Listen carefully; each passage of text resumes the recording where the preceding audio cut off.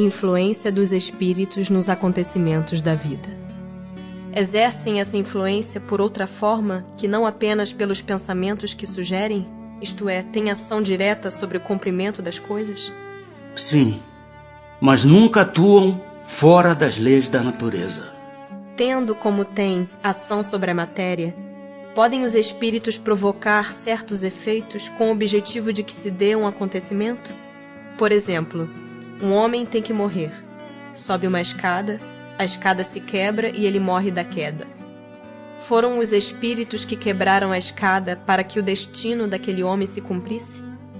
É exato que os espíritos têm ação sobre a matéria, mas para cumprimento das leis da natureza, não para as derrogar, fazendo que em dado momento ocorra um sucesso inesperado e em contrário àquelas leis. No exemplo que figuraste, a escada se quebrou porque se achava podre ou por não ser bastante forte para suportar o peso de um homem. Se era destino daquele homem perecer de tal maneira, os espíritos lhe inspirariam a ideia de subir a escada em questão, que teria de quebrar-se com seu peso, resultando-lhe daí a morte por um efeito natural, e sem que para isso fosse necessário a produção de um milagre. Tomemos outro exemplo, em que não entre a matéria em seu estado natural. Um homem tem que morrer fulminado pelo raio.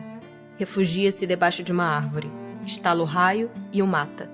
Poderá dar se tenham sido os espíritos que provocaram a produção do raio e que o dirigiram para o homem? Dá-se o mesmo que anteriormente. O raio caiu sobre aquela árvore em tal momento, porque estava nas leis da natureza que assim acontecesse. Não foi encaminhado para a árvore, por se achar debaixo dela o homem. A este, sim, foi inspirada a ideia de se abrigar debaixo de uma árvore, sobre a qual cairia o raio, porquanto a árvore não deixaria de ser atingida, só por não lhe estar debaixo da fronde o homem. No caso de uma pessoa mal intencionada disparar sobre outra um projetil que apenas lhe passe perto sem a atingir, poderá ter sucedido que um espírito bondoso haja desviado o projetil? Se o indivíduo alvejado não tem que perecer desse modo, o espírito bondoso lhe inspirará a ideia de se desviar, ou então poderá ofuscar o que impunha a arma, de sorte a fazê-lo apontar mal. Porquanto, uma vez disparada a arma, o projetil segue a linha que tem de percorrer. Que se deve pensar das balas encantadas de que falam algumas lendas e que fatalmente atingem o alvo? Pura imaginação. O homem gosta do maravilhoso e não se contenta com as maravilhas da natureza. Podem os espíritos que dirigem os acontecimentos terrenos ter obstado a sua ação por espíritos que queiram o contrário? O que Deus quer se executa. Se houver demora na execução ou lhe surjam obstáculos, é porque Deus assim o quis. Não podem os espíritos levianos e zombeteiros criar pequenos embaraços à realização dos nossos projetos e transtornar as nossas previsões? Serão eles, numa palavra, os causadores do que chamamos pequenas misérias da vida humana? Eles se comprazem em vos causar aborrecimentos que representam para vós provas destinadas a exercitar a vossa paciência. Cansam-se, porém, quando veem que nada conseguem. Entretanto, não seria justo nem acertado imputar-lhes todas as decepções que experimentais e de que sois os principais culpados pela vossa irreflexão. Fica certo de que se a tua louça se quebra, é mais por descuido teu do que por culpa dos espíritos.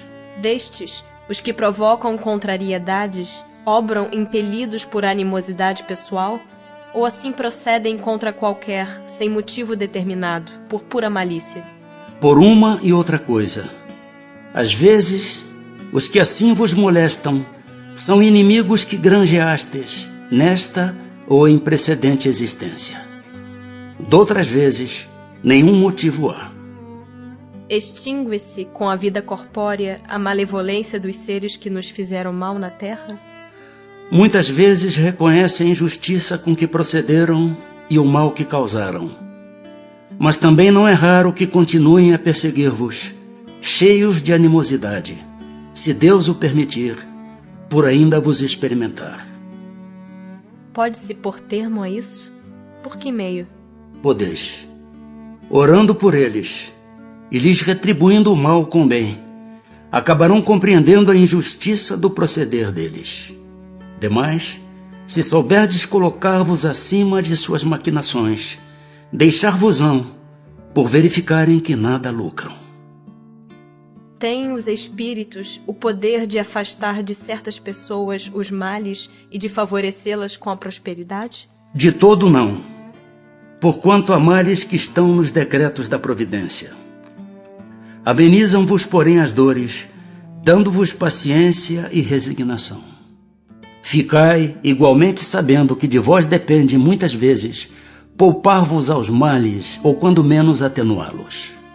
A inteligência, Deus vô-la outorgou, para que dela vos servais. E é principalmente por meio da vossa inteligência que os espíritos vos auxiliam, sugerindo-vos ideias propícias ao vosso bem. Mas não assistem senão os que sabem assistir-se a si mesmos. Mas não assistem senão os que sabem assistir-se a si mesmos.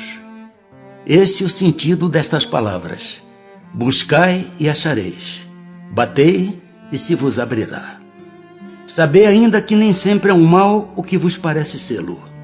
Frequentemente, do que considerais um mal, sairá um bem muito maior.